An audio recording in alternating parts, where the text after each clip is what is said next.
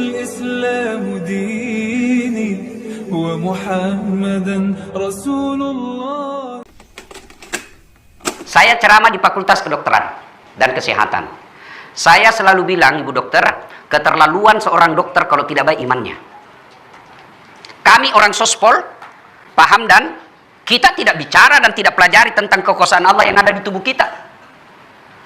Tanya itu dokter gigi, bagaimana itu hebatnya namanya kekuatan syaraf. Bapak pernah tidak bayangkan bagaimana seandainya dicabut itu gigi, tidak disuntik mati dulu? Saya pernah tanya itu Prof. Hasanuddin, dokter gigi, profesor soal gigi di UNHAS. Dia bilang kalau orang dicabut giginya itu tidak disuntik mati, dibius, bisa pingsan. Dan itulah hebatnya syaraf, sampai sekarang tidak ada yang bisa ciptakan. Dan kami orang sospol tidak tahu itu.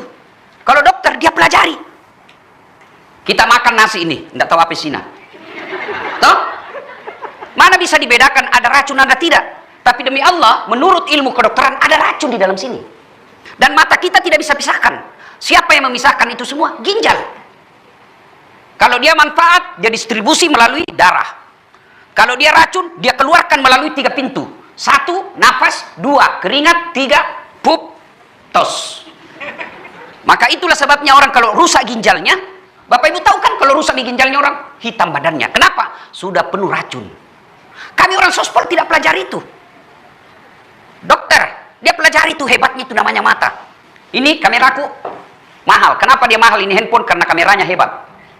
Ini handphone kamera kalau yang 15 lebih canggih dari kamera ini, daripada itu kamera itu yang lebih 100 juta harganya. Apakah ini kamera yang hebat? Bukan. Ini biar kau punya kamera begini, kalau kau tidak tahu ilmunya, saya mengajar mata kuliah fotografi di UNHAS. Itu harus ditahu. Kamera biar begini, punya mahal begini, kalau kita tidak tahu ilmunya, pasti salah foto. Foto proyektor, iya, setengah badan modi, iya, jadi pusat ke bawah. Setengah badan tong itu. Iya toh? Tapi apakah itu kamera mahal? Tidak. Apa yang mahal? Mata. Hebatnya ini mata tak autofokus. Begitu saya buka makaku, wih, Prof. Hamdan. Tidak perlu kuputar-putar. Siapa itu dikabur nih? Tidak. Dan hebatnya lagi nih mata tak, Prof. Dia bisa bedakan mana istri, mana sekretaris. Mari, Prof. Iya toh? Bayangkan kalau tidak bisa dibedakan istri, tak tukar-tukar istri tak. Kenapa ini malah lelai? Ternyata sekretaris. Aduh. Iya toh? Kami orang sospol tidak belajar itu. Maka saya selalu katakan, keterlaluan kalau dokter profesinya, dia tidak baik imannya. Mungkin kasar kalau saya katakan mati hatinya. Kaswatul qalbi. Dan keterlaluan seorang dokter kalau malas kok bekerja. Emaknya itu orang jadi dokter, tidak pernah kena komplain orang. Tet. Itu? Ustaz, ini resep tak 3x1. Tidak pernah aku itu tanya pasien, anu deh 3x3 supaya cepat habis. Enggak toh, tapi kami Ustaz, tanya gitu. Kenapa duhur rempah? Tanya gitu jamaah, kenapa maghrib paling 3 Ustaz? Kenapa duhur tidak besar suara? Tanya semua gitu, kenapa 33? Sebenarnya aku banyak bertanya deh, karena kalau ke dokter aku juga tidak bertanya Joko. Maka pertama kalau Anda mau menjadi ASN yang baik, bersyukurlah. Bersyukur.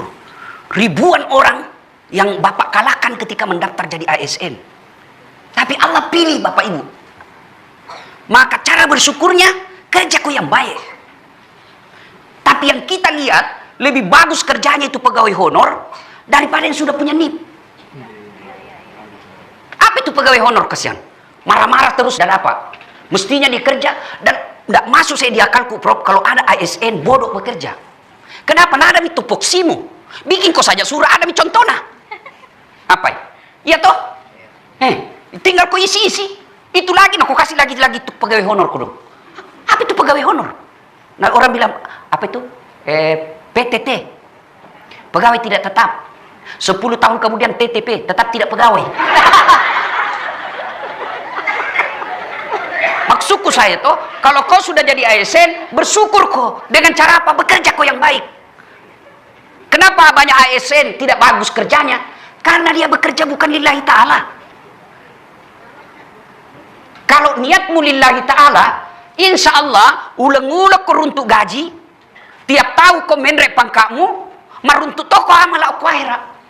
Bulan-bulan kau dapat pahala gaji, tahun-tahun kau kena pangkat, akhirat pun kau dapat pahala. Kenapa? Karena kau jadi dokter melayani orang. Kau jadi dosen mengajar orang. Tapi kalau kau hanya cari muka sama Pak Rektor, meruntuk mukanya. Tapi kau tidak dapat pahalamu. Di akhirat nanti, ya Allah, mana pahalaku? 30 tahun saya jadi dosen Fakultas Kedokteran dan Kesehatan Masyarakat di UIN. Mana pahalaku? Malaikat berteriak, balle-balle. Bohong jitu kalau dia bekerja karena mau dapat gaji, cari muka. Maka di Allah Ta'ala, kau dapat minta, kau dapat minta. Apa yang kau minta di dunia kau dapat. Maka saudaraku, bersyukur kepada Allah dengan cara apa? Bekerja yang baik. Itulah sebabnya kita orang Islam yang namanya etos kerja, niat. Coba buka deh buku fikih ibadah. Semua ibadah yang kita lakukan itu kalau bicara sudah rukun-rukun, nomor 1 pasti niat.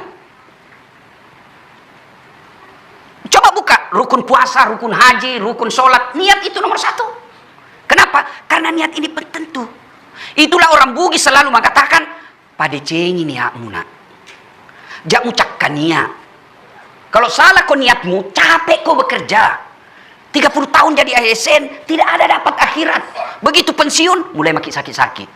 Gampang tersinggung. Kumpul semua penyakit. Tidak ada orang mau datangi ki. Ada mantan pejabat, nah bilang, deh dunia begini Ustaz. Saya bilang, jangankan manusia, Pak. Kucing saja. Kalau nak tahu tidak ada ikan di rumahmu, tidak masuk itu. Maka Pak Rektor itu banyak orang datangi ki. Waktu tak masuk rumah jabatan, Pak, banyak orang datang. Tapi begitu nanti keluar ke rumah jabatan, kamu pembantu tidak mau miantar ki. Nah, kalau kau niatmu cari muka, pasti kau stres. Tapi kalau niatmu lillahi ta'ala, bahagia. Tanya memang niat kalau sapa pun Allah Ta'ala melok ke sini. Maka orang yang bekerja lillahi ta'ala, dia mengajar baik, ya. Dia jadi cleaning service baik, dimarahi tidak tersinggung. Karena tuang itu pegawai, dikasih pekerjaan. Sudah Ibu, sudah Pak. Tinggal di print. Belum sudah namanya itu. Ketawa kok karena kok begitu semua.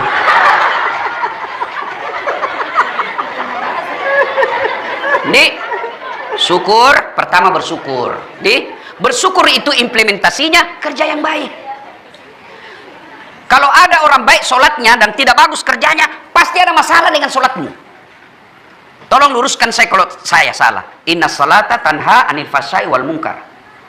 Sesungguhnya sholat itu mencegah kalian dari perbuatan keji dan mungkar. Kalau orang yang baik sholatnya, insya Allah jujur. Mana buktinya? Coba kalau bapak sholat di kamar, duhur. Jujur gitu? Ibu, mentang-mentang tidak ada lihat, kita bilang 2 rakaatmu deh. Nah, jadi kalau orang yang sholatnya baik sebagai ASN, pasti jujur.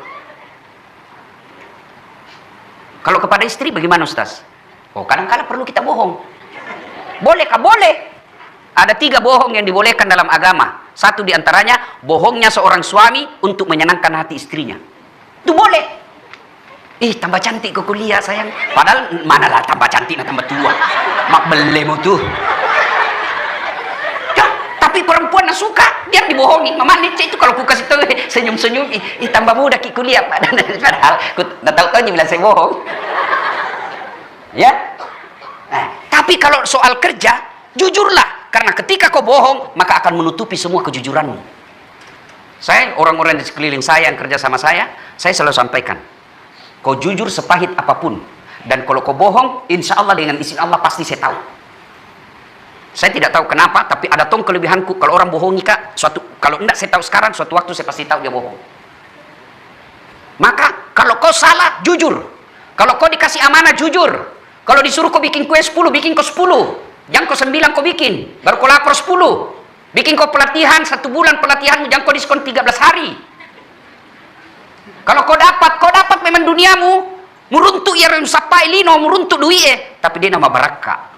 Kalau sudah tidak berkah itu kau punya hidup dalam bekerja, maka anakmu anak durhaka, istrimu melawan.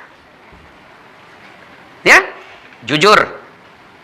Apalagi orang yang sholat pasti bersih. Mana buktinya orang sholat bersih? Tidak mungkin bapak sah sholatnya kalau tidak wudhu. Kecuali dalam keadaan darurat, tayamum. Jujur, kemudian bersih, kemudian disiplin. Orang yang bagus sholatnya pasti jadi ASN yang disiplin. Mana buktinya? Tidak mungkin kau sholat duhur jam 5. Tidak mungkin kau sholat subuh jam 10 pagi. Kecuali ketiduran. Kalau ketiduran, Allah masih tolerir. Kalau tiap pagi, kurang ajar kau namanya. Orang pasti disiplin. Ini bos saja deh, nilai-nilai sholat kau amalkan dalam sebagai ASN, insya Allah baik kerja. Apalagi yang dibutuhkan seorang ASN, fokus. Banyak orang gagal bekerja karena tidak fokus.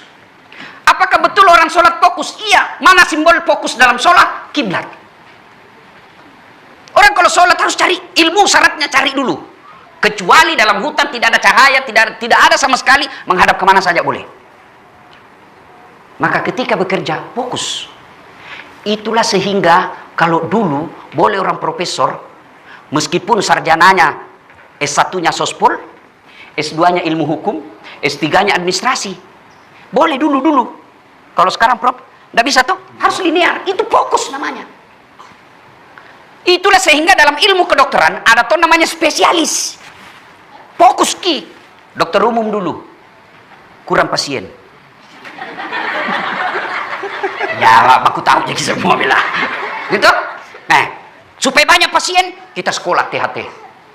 Spesialis hidung tenggorokan. Kalau saya inilah dokter paling berjasa kalau buat saya, karena ini tugasnya hidung tenggorokan. Karena biar jago ceramah kalau tenggorokan sudah bermasalah, tidak bisa nih. Saya pernah dapat, wallahualam benar atau tidak, Ariel Peter Pan itu sekarang dilarang menyanyi. Kalau saya tidak salah, saya dapat postingan. Kenapa? Pita suara, suruh istirahat dulu. Penceramah juga begitu. Nah, maka saya selalu konsul ke THT, telinga, hidung, tenggorokan. Mau lagi-lagi spesialis, ada lagi khusus tenggorokan. Begitu juga dengan bedah kan, ada bedah umum. Ada lagi spesialis lagi, bedah saraf, bedah tulang. Nah, itu semua fokus. Jadi bekerja, fokus.